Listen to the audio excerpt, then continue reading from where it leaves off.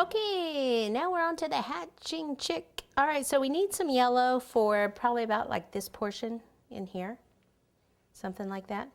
So roll out the yellow, which I've already done. Take this and cut that back up like so.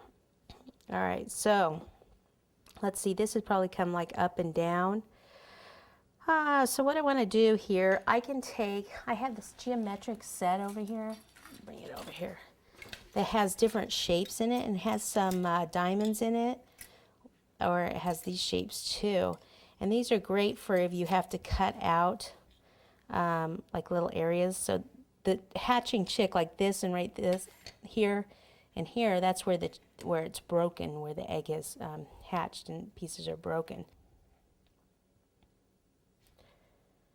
We haven't made that too even, and then we'll just cut that part off there. If I don't like this when I get it on, I'll just change it. And then here, so they'd kind of it would go up and down in this area too.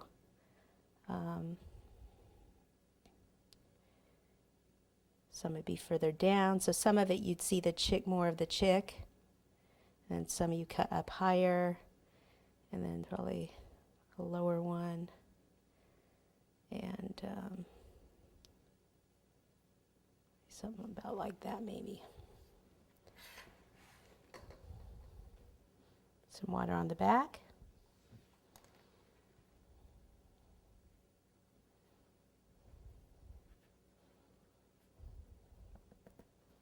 Okay, so now I need to cut out whatever color I want the egg to be. I'm going to pick this kind of periwinkle kind of color. Okay, so now we need to cut this out again.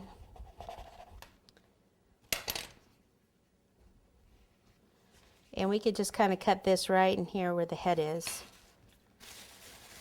Okay, so I'll take this one, pick it up, kind of soften that little edge that was kind of bad. All right, so take it like this. You can kind of see where I need to make the little marks come out. But the thing is, I can't cut this way because I'll cut all of this. What I have to do is the opposite, like cut here and here and here and here. So if I kind of mark it a little and then come back and hope that I get that in the right spot.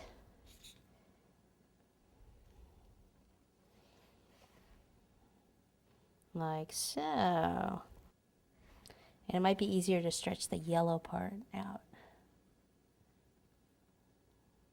Okay, and then the bottom one.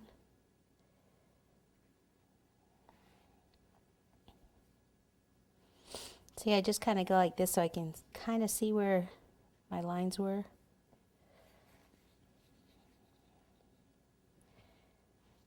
So I have to do something like close to that.